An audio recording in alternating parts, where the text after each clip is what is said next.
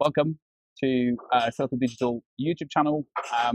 Today is going to be a special episode because we've got Chuck with us, a friend of mine who went together with me to Krakow last week, 4th and 5th of April, for the App.js conference. And today we're going to be talking about that conference, a bit of retros, and just discussing how it went, what did we like about it, what we didn't, if there is anything, and that's pretty much it. Welcome. Thank you. Thanks for accepting this invitation. Okay. Right. So thank you for having me. my pleasure. Hopefully we can do it a bit more often if we go to some other conferences, and if we find time and funding, and if everything is going to be positive for us to go for another conference, we'll definitely go. I'm sure we can find some time and money for that. Yeah. So I've got some questions, but I also have some memories, good memories, and some crazy memories after going to Krakow. So the first question is, why did you pick up App.js in Krakow, and what was your motivation for going over there? Sure. Well, I personally am a big fan of Expo. I like what they're doing. I like what they're aiming towards, and I like the team behind it. And I wanted to find out more and see them in person and see what their direction is, because we'll probably go through it. We learned some really interesting things about where they're going. So I'm quite happy I went to that one. Yeah, same for me. I mainly went there to see the Expo family and people from the React Native community. But the main thing was the GraphQL workshop on the following day, which was intense. I thought we would actually have a full day of the workshop, but with like a lunch break or something. But instead, we just went through the whole thing in one go, and there were just 5-minute breaks in between, which was quite intense for me, especially after the party we had after the conference. But anyway, let's get back to the conference. I definitely enjoyed the first part of it until the lunch break. I think that the talks were quite good and very interesting. After lunch was also very good, but they were just a bit shorter and less informative to what I was interested to. So, it started off with the Expo guys. So Brent, Charlie. Oh, the CEO of Expo, wasn't it? Yeah, he was like a proper visionary. Yeah, he had a good vision. Going on about ubiquity. The right word? It was really inspiring to listen to what he had to say. But he still has a vision. He's still, it's not complete. Yeah, he's still trying to push for it. But then the next guy, Evan. Yes, no, that's actually the third guy in the row. I thought it was I thought he was after Brent, but it turns out that he wasn't.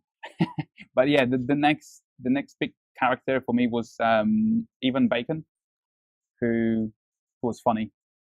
He was a good laugh. Yeah. He was also doing some really cool stuff. He said himself that he had his dream job. Exactly. And I can see why. I think every single developer would like to have a job where they can just experiment with things and probably get paid and get well paid, and just be very creative about what they do. So that was really interesting to hear him talking about it like it was his dream job, because I think everyone wants to get that kind of job. Yeah. So he was talking about Expo for Web, which was probably the most exciting thing I heard about in the conference. Did he mention when they're going to release it? He said end of the month, I think. End of April. Yeah. I don't know if that's for full release or for people to play with it. Initial release, yeah, I'm gonna have a play with that. Yeah, So definitely. essentially, you can build your whole app and website code base in one go. I mean, in there one was code already base. React Native for web before, right? There was Yeah. something like that, which Yeah. I always felt like it wasn't complete, or obviously you can't have 100% on web of what you do with React Native. Like it's impossible to have the same functionalities without actually having the device in your hand. But they're coming close. Like he seems to have, it's basically polyfilling. But yeah, they managed to have the camera and everything. Yeah, it was quite good. Yeah, super cool. And the way of releasing everything. So with one command, you can upload it to Netlify or a bunch of other hosting platforms. They've really thought about everything, and it got 100% on the light speed test. Very good. Is that light speed? Not sure. Yeah. Some speed test. Yeah. Well, it's good that they're doing some testing. It's actually going well. I mean, yeah, well, there was Draftbit, which was also quite interesting. Draftbit is a platform. People can see the link down below. The platform about building the apps with like a web interface where you can just drag and drop components and start playing with some things. I think they also mentioned that there are going to be templates coming up where you can have authentication and some other bits out of the box. So you just drag that whole template into the canvas or the working area, and that just gives you this nice interface where you can see how your app is coming along. So I thought that was quite good. What do you think about Draftbit? I'm always on the fence about tools where you don't have to code. It generates the code. I don't know. There's been many attempts at that. Hopefully it's really good. Well, I don't think those kind of tools will ever replace our jobs, because no, I'm not worried about that. It's just for some probably simple apps where you can. Yeah, it's whether they can scale out. Like if they could integrate that with things like Amplify and their authentication methods, then you get functionality. Because currently it just does screens. I think it doesn't take care of navigation. They said they were looking into that. It doesn't take care of functionality, but I don't know, maybe it's really good for designing screens. It's growing, definitely growing. Yeah, it could be a good tool for designers. Yeah, it could be a good tool for UX designers. But then if they wanted to convince the designers not to use Sketch. What? You have to convince the designers not to use Sketch and to use some dev platform. Yeah, I mean, there's always pros and cons about different tools. Yeah. I went straight to Draftbit, but I actually missed a very important guy, Mr. William Candillon, if I pronounced that correctly. I think that sounds about right. Can it be done in React Native? Yeah. So I've seen his videos posted on React Native subreddit a lot. Yeah, I've seen his videos on YouTube. They're really cool. So it's good to see him in real life, in the flesh. Yeah. It was also kind of weird to see those people live in front of you talking about things that you're passionate about. But the good thing was that he was actually using some of the plugins and tools that other speakers built.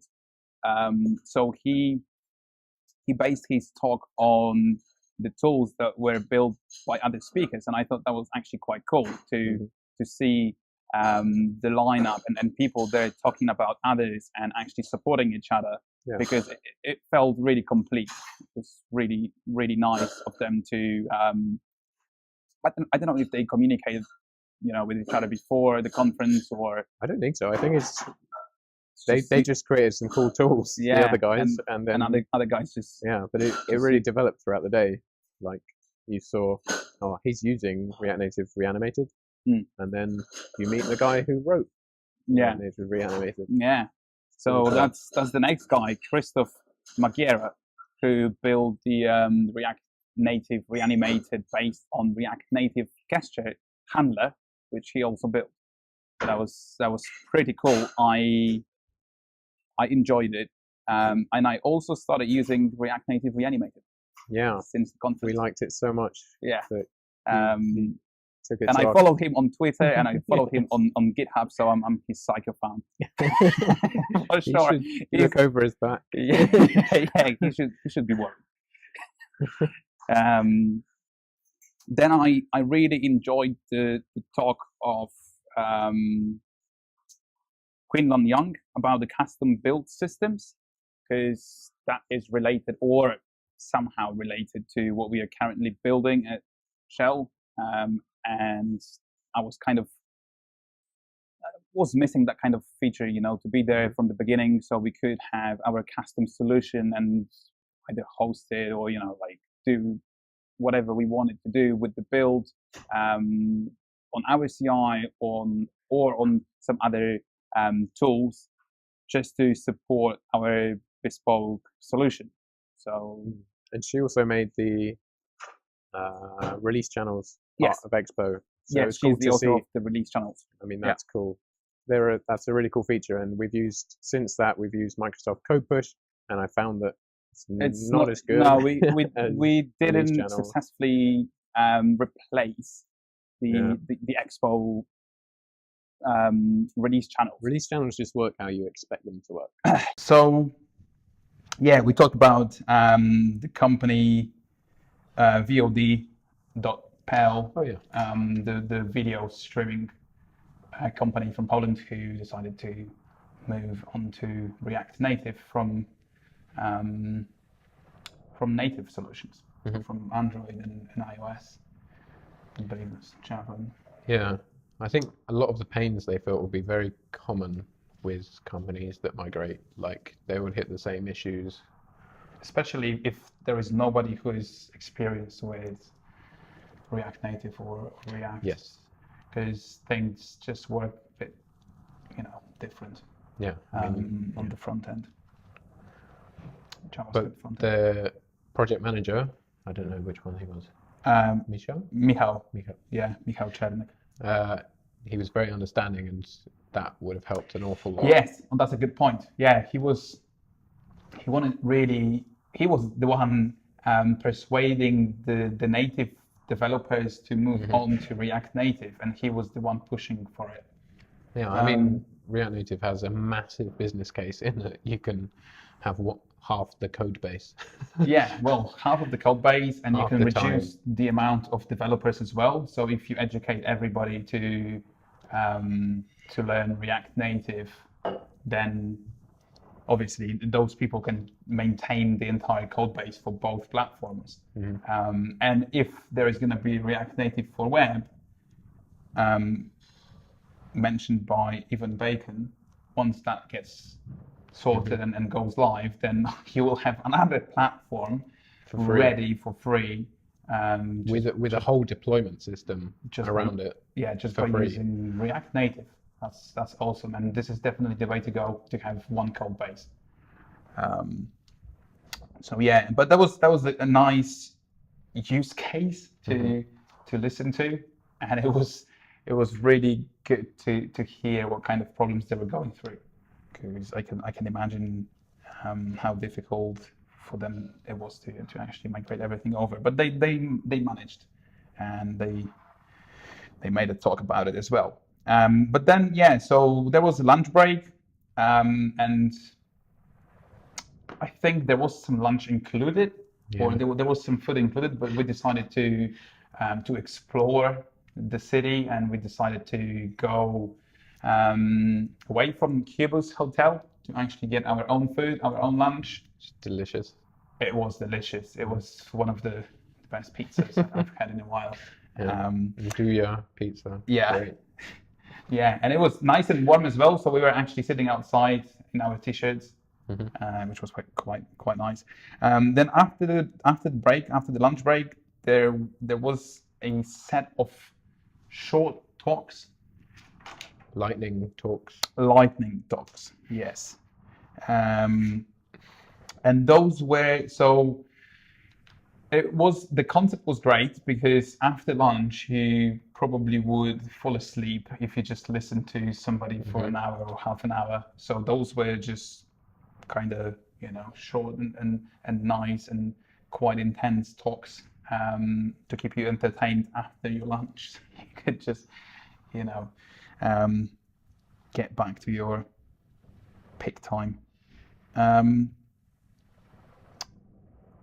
I don't think there was anything standing out in those talks, to be honest. Well, they were nice talks though. Well, so there were a couple of Expo talks. So what's new in the Expo CLI and how to upgrade it, and they were quite nice because you use the tool quite often. I think, like if you use it day to day. I think in general all the talks were very good. Yeah. There were just some were better than others, but I think in general the level of the talks was quite high, and it was. All of them were interesting. You could actually learn something from every single one. But yeah, there was that unfortunate of Tomasz Sapeta, who I think couldn't get his notes up and running. And oh yeah, we had a theory. He improvised. That he tried to run his notes on his laptop, and the presentation behind him and his notes didn't work for some reason, so he had to, and he stuttered a bit, but it was also interesting. Yeah. He brought up the React Native bottom sheet, I think it's called.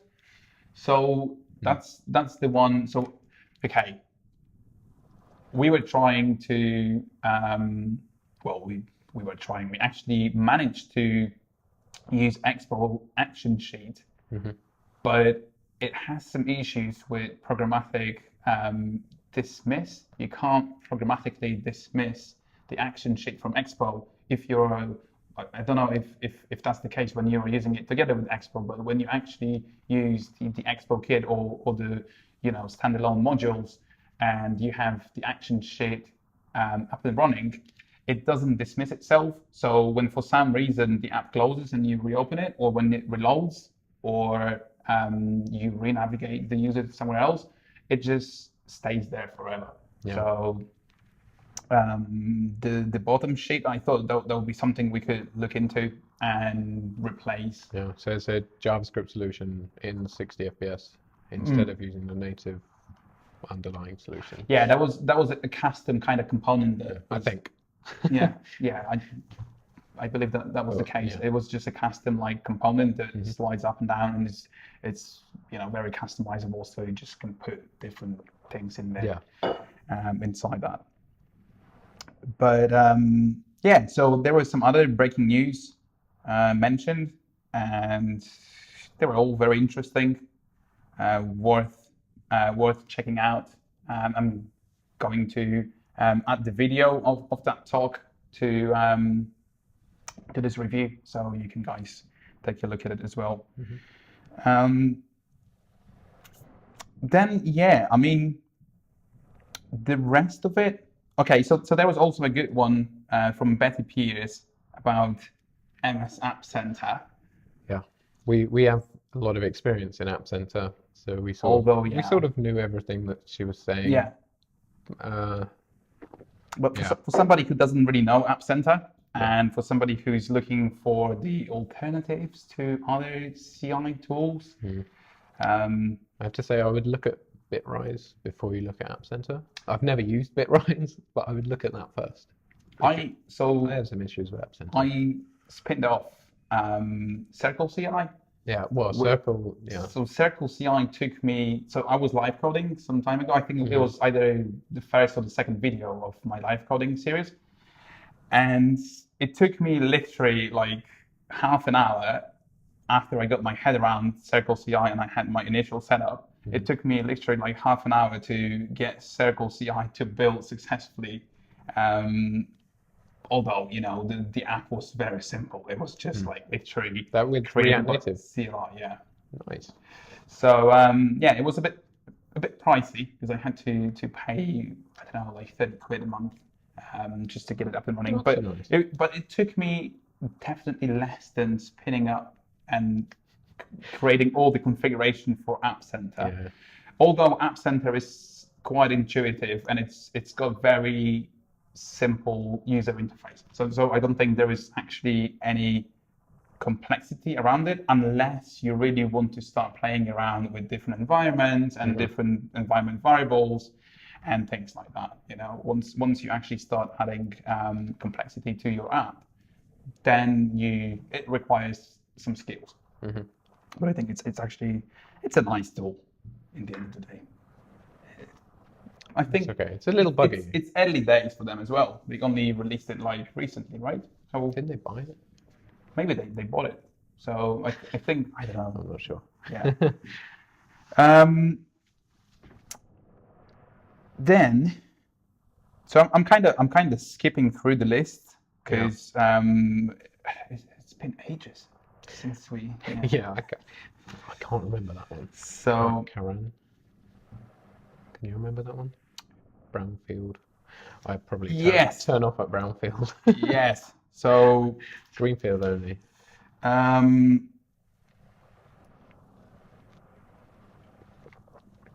do remember the guy. Yeah. I do remember that there was something interesting about this. Probably. But they were all interesting talks at the time. Yeah, well, yeah. I mean, Brownfield in general is kind of less interesting. It's less interesting. It's less kind of attractive to like all of these new things because you keep hearing about like Expo for Web. You keep hearing about like Draftbit and gradients, CSS and all of those cool things. And then eventually you get to like Brownfield talk and you're like, well, yeah, this is interesting, but comparing it to the rest of the talks, it's the Brownfield. It's good that it can be used within Brownfield apps, but at Absolutely. the same time, I haven't hit that use case, so I don't care. Yeah, fair enough. I mean, why would you?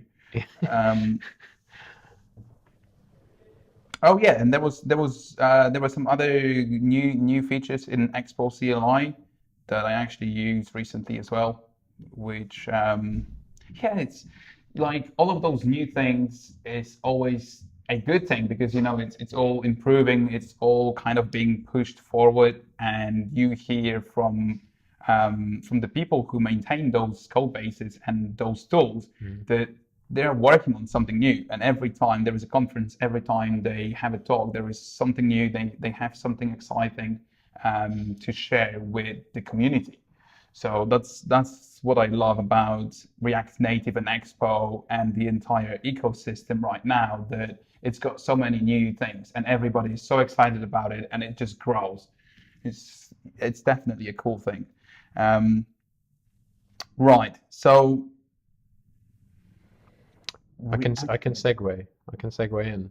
Okay, go on. So, and it's nice to hear that big companies are then using all this new stuff in their massive applications. Yes. So the first talk in the last in the afternoon session was by Josh Hargreaves of Bloomberg, and I thought that this was one of my favorite talks because it's in a huge company. They apparently have 2,000 JavaScript developers. They have 5,000 developers in total, and they have adopted React Native very early on, I have to say, and they use it in production. And yeah, it's just great to hear what they have to say, and if they want to hire me, I'm available. He talked about that custom solution he did for releasing, right? Is that the guy? No, that was this guy. This was right. the weird Git. Yeah. Was it him? That was the weird.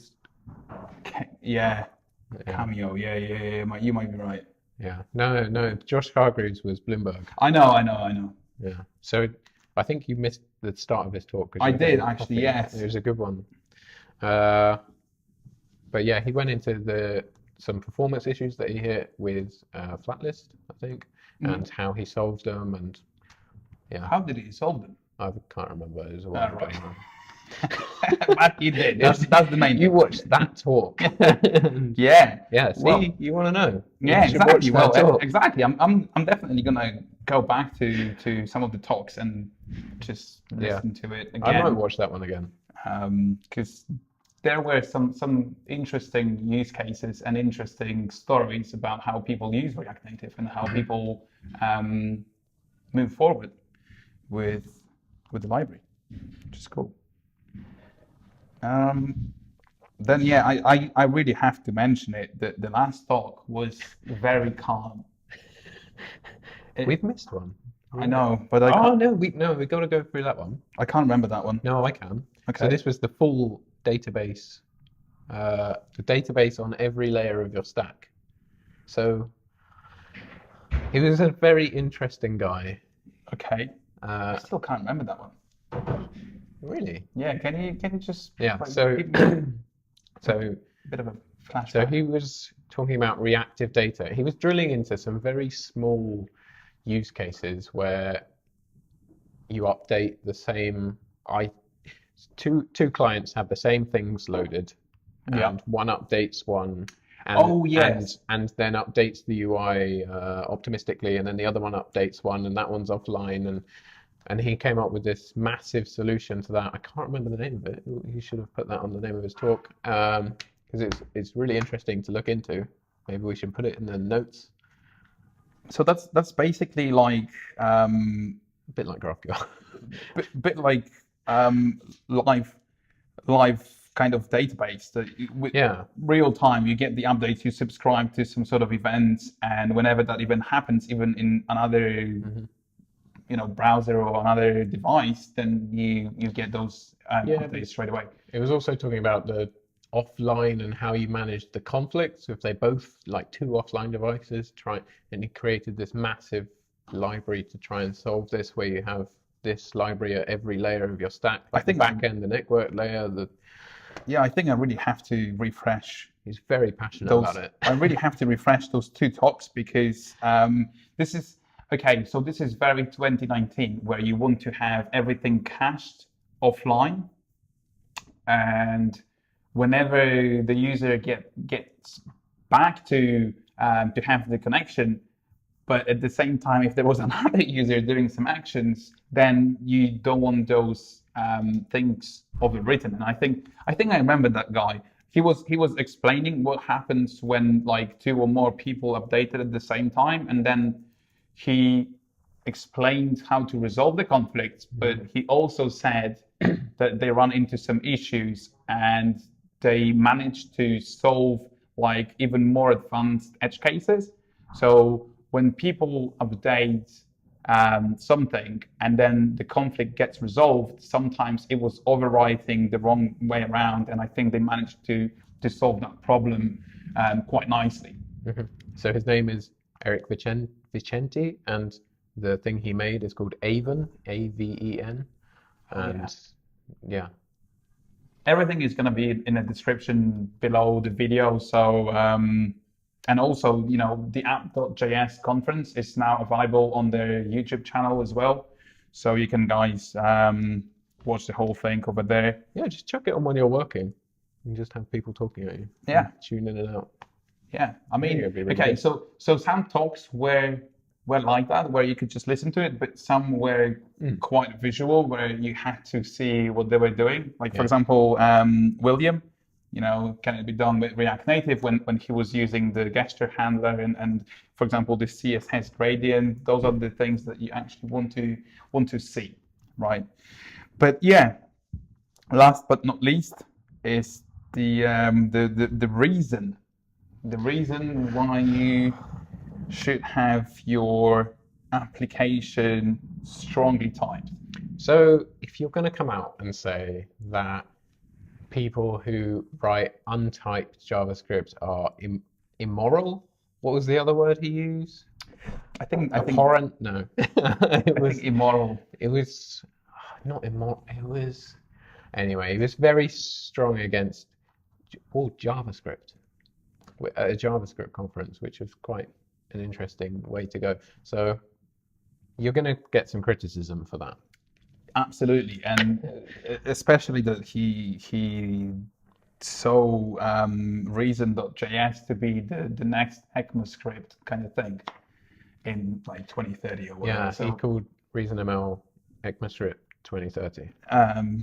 So okay, fair enough. I mean, whatever you want to say. I actually thought that this would be the alternative to TypeScript, and I really wanted to to listen to that guy, because I really wanted to see what he's got to say and what is, because I wasn't aware of Reason.js or ReasonML beforehand, and I thought, okay, like if this is something they talk about in that kind of conference, then definitely this is worth checking out. But as soon as I started listening to it, I just hated the syntax straight away. It's ugly. And yeah, it gets compiled twice to JavaScript, so it goes through Camel, I think, OCaml, and then to JavaScript, and I can't be asked with that. Like, I don't like TypeScript that much, but TypeScript is better and has a bigger comparing feature. Comparing to that, I'm probably pushed more to TypeScript. And about the drinks and the party, I didn't really expect that. It's really good. It was very good, but I didn't expect it to actually happen. I didn't know there was a party after the conference. It's a normal thing, and every time you go to a conference or to a meetup, there is always like a social part of that as well, like, or the networking part, however you want to call it. But yeah, it was until 3 a.m. We didn't stay that late. Or 2 a.m. But we had workshops on the following day. And I mean, it was good to have the party, but it was a struggle to go through the workshops on the following day, I have to say. I felt fresh. Yeah, well, I would love to say that. And yeah, what? Okay, so I've got a couple of questions. Yep. First, who was your favorite speaker? Ooh, I'm going to go with. Let me just double check. So I have. I suppose I have two, and they're quite different. I sort of have three. Can I go with three? I'm going to go with three very quickly. I'm going to go with Evan Bacon because he was funny, and I liked what he was doing. I think Expo or at least developing one code base for apps and websites is the future. Yeah. Like, you can save so much time and effort and money and everything. There's such a strong business case for it. You can't argue with that. And it's cool. So I'm going to go with him. And then Krzysztof. We didn't even talk about him much, did we? We did. No, I did, about the gesture handler, and he's reanimated, which we started using as well. So he was quite inspiring because he created a very cool library that loads of people use, and also Josh Hargreaves to see React Native in action in a massive company, huge, Bloomberg. Yeah. They also said they've got 2,000. Yeah, 2,000 JavaScript developers. Yeah, I could be one of those. If they're hiring contractors in London, hit me up. It's almost like a small community. Well, not a small community. It's a massive community in one company. I'm wondering how many workers Software Mansion has. Software Mansion, by the way, is the company who sponsored App.js conference in Krakow.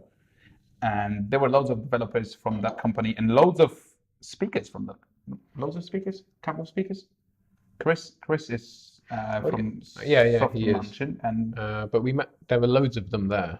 I don't know how many of them were spoke. I think a couple of Satyajit Sahoo. I think he was from. Possibly. Perfect. I think there were actually quite a few. Yeah. I think Tomasz Sapeta, he was also from Software Mansion. Yes.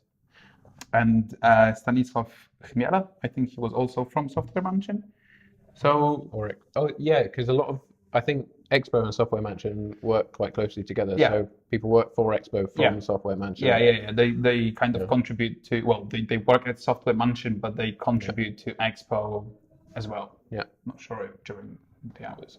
Well, I think doesn't really matter. I think they might work for Expo, but from their offices. I don't know. That's also quite cool. Was unclear. But there were loads of them there, and they were cool guys. So and if they're hiring remote contractors. Hit me. So my favorite one was Chris. Yeah. Yeah. I think because he just, I had a feeling that he's that kind of person who likes to solve problems and he gets into the solutions. And we already had animated from React Native directly, and then we had animated plugin, which was like a standalone thing. But then he created reanimated because he wanted to use the native module power, right? He wanted to use the device Yes. GPU in that case. It's all coming back to me. So yeah, his whole philosophy was using the actual platforms that you're using and exposing their APIs instead of using JavaScript, using Swift libraries and using the native solution, Java Kotlin library. So that's what I loved about it. And he created reanimated, but also based it on the gesture handler. So you can use all the gestures, but also animate some other bits with it. So I love that one. I was also quite impressed with the custom build systems actually, and I think that's it. I think those are but they were all good. Well, they were amazing. I mean, every single one was different to another, and they were kind of just like fulfilling each other. I mean, it was just like a one complete piece after the whole conference. So yeah, definitely a positive feeling about the whole conference. I would definitely go back. I would definitely go for another conference. That was the first App.js I'd go back next year if they did it. Conference, yeah. And if there is another one, I'm definitely going. Yeah, and Krakow was So lovely. what do you think about the city? It's great. It's really nice. It was quite nice and quiet in large parts, and then they had the main square, and you had like the party bit. Yeah, I was surprised. I didn't know it had so many different like areas, and you could get from it whatever you wanted. So you had the main square with very posh restaurants and kind of like a commercial feel from over there, but you could also go to Kazimierz where you had smaller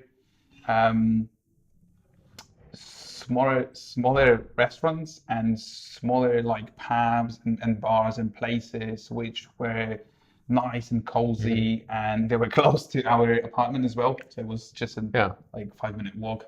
Yeah, you could find your way and orientate yourself quite quickly there, which was nice. Even while extremely intoxicated at 3 a.m. Yeah. You could find your way home. No, you can't. I found my way home in a t-shirt quite well at 3. Yeah. Yeah. So what do you think about a nightlife then? It was good fun. We had one night out, didn't we? Yeah. And it was a good laugh. But I think we should just make people aware that the bar staff at certain places are trying to overcharge for drinks. They like to overcharge because you're drunk and they take the advantage. Well, I'm English. Well, exactly, but that's the thing. So how did they spot you? I have no idea. We probably just talked in English next to the bar, and maybe that's how they spotted it. So the first round of drinks I bought was for 7 or 8 quid, and then the next one, and I can only remember that from going into my bank account and checking the statement. Yeah. The next round was up to £30 or £40, and then the next one was up to 50 or whatever. Yeah. So you have to be careful. Yeah. It's dangerous. But it might have been the place we went to.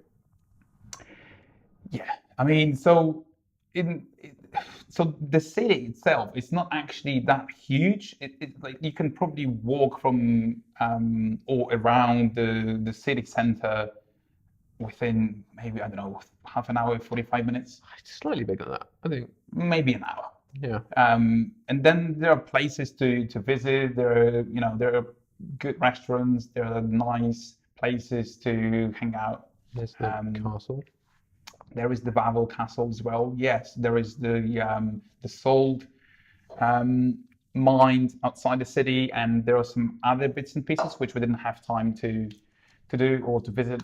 But in general, I'm very impressed with the city, with the conference, with the level, the workshops. Do you want to say a lot about the workshops, or do you want to say a little about the workshops? What do you think about the workshops? So we went to the workshop on AWS Amplify and AWS AppSync by Nader Dabit. So the whole reason I went to the conference, to be honest, was because I read him on his stuff on Medium, and it's great, and I think that's a great way of building stuff. And yeah, I loved it. I thought it was great. You were incredibly hungover. I was incredibly hungover because of that party on the previous night we had after the conference. But I managed to build the app, which was listing the restaurants. I was able to create a new restaurant. It was also authentic. There was the authentication around that, and that was all based on GraphQL and the mutations as well.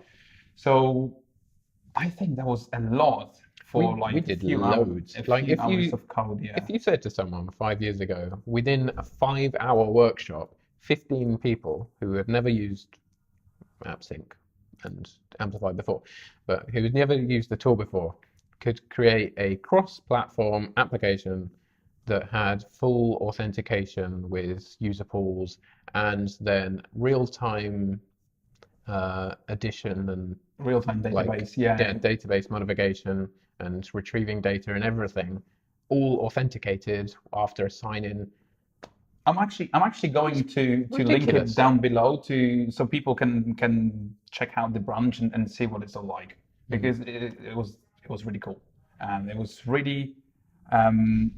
It was quite intense, maybe because I was hanging a little.